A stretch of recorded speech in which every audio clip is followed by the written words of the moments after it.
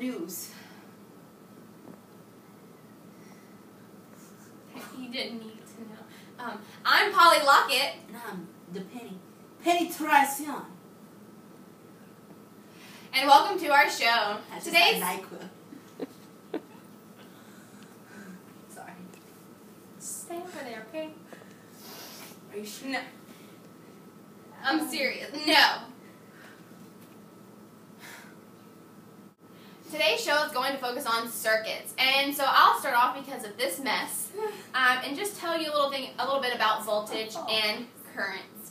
So voltage is the potential energy that makes the electrical current flow in a circuit by pushing the electrons around. The unit of voltage is volt, shown as simply V. And to measure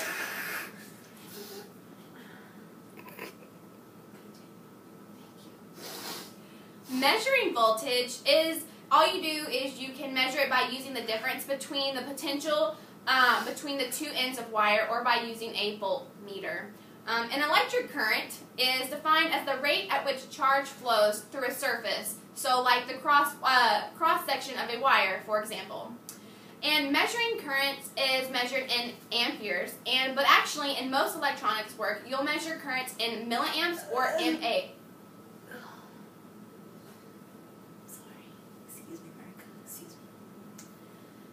To measure currents, you must connect the two leads of an ammeter in the circuit so that the current flows through the ammeter. In other words, the ammeter must become part of the circuit itself.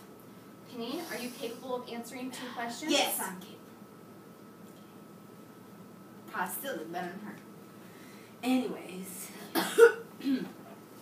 which way do the electrons flow in a circuit? Well, from the negative to the positive. Kind of like how this morning something traveled from the negative to the positive this morning, but that's something else. What does resistance mean, and how is it measured? And this thing says that in the fields of physics, resistance means a force that has the ability to oppose or retard motion. Is that a joke about me? Resistance. Excuse me, I got loopy. Oh, Penny. I'm still classy. And resistance means to oppose or a refusal to give in to someone or something. Voltage is how we measure the difference in electrical potential energy. Like, I'm resistant, to lose my paycheck. That's what I do. Even though, I'm in a mess. I'm sorry, Juanita. You're going to have to clean up a lot. Wow, I think they'll definitely be getting a bonus this week. No, I ain't paying nobody. Awesome. Okay, well now we're going to send it over to Periwinkle to learn more about circuits. Hey everyone, my name is Periwinkle. Well, you guys should know what my name is by now because, hello, it's Periwinkle, duh. Okay, back to me. Yeah, thanks. Alright, so we're going to go watch our other random bystanders that we go see for every one of our lovely videos, yeah, and ask them more about circuits. Come on, let's do this. So we're here again with Miss Sharon Needles. Hi, Miss Sharon Needles. How are you doing today? Hi, I'm good, Periwinkle. That is lovely. Okay, so let's start off by asking you 1 or 2 questions. What do you have to do to get a circuit to work? Well, as shown in the diagram, a simple circuit, to get it to work, has to go from the power source to the device and back again. Oh, really? Lovely. Okay, next question. What is the meaning of equivalent resistance? Equivalent resistance is a resistance that represents the total ohmic values of a circuit component or a group of circuit components, usually drawn as a single resistor in a simplified circuit. Great, great. Now join us next with Miss Cassie Bystander as she is hiding under a stairwell. Whatever. Come on. Hello, Miss Cassie Bystander. How are you doing? Good, how are you? I'm great. Thank you for asking. I'd like to ask you a question about circuits, if I can find it real quick. Okay. What is the capacitance, and how is it calculated for a series and parallel circuit? Capacitance is the ability of of a body to store an electrical charge. And how to calculate a series. To calculate a capacitor, it is C equals Q over V, which Q is the magnitude of a charge stored in each plate, and V is the voltage. But to find capacitors in parallel, the equation is, I lied. In a series, it is 1 over CT equal to 1 over C1 plus 1 over C2 plus 1 over C3 plus blah, blah, blah, blah, blah. But for parallel, it is CT equals C1 plus C2 plus C3, blah, blah, blah, blah, blah. I'm done. Thank you, Miss Cassie Bystander, for your lovely interpretation of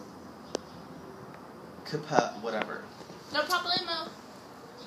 Well, there you have it, folks. Next, join me in my corner so we can talk more about the 2 other circuits that involve circuits.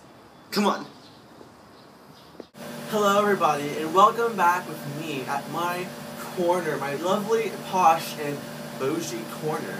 Okay, to start off, we're going to talk about 2 other types of circuits alongside the simple circuit that whoever it was talked about earlier in the show that also exists when it terms of circuits. Okay, so to start off, we have a series circuit. And in a series circuit, like we see here, the resistance can either double, triple, quadruple, or remain constant.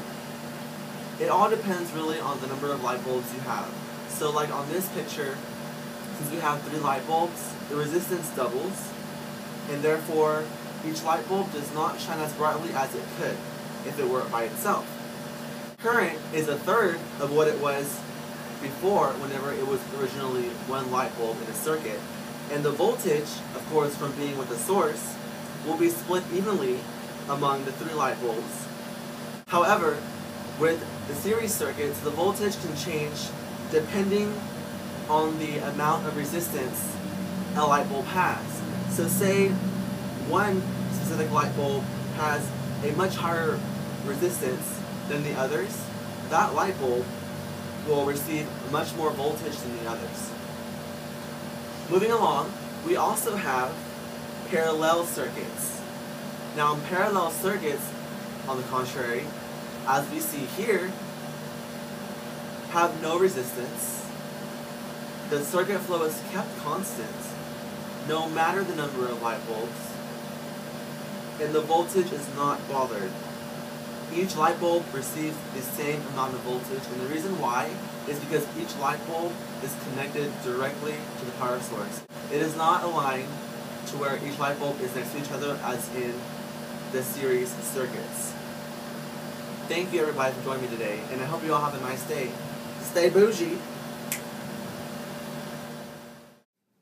Wow, thanks for that awesome news, Periwinkle.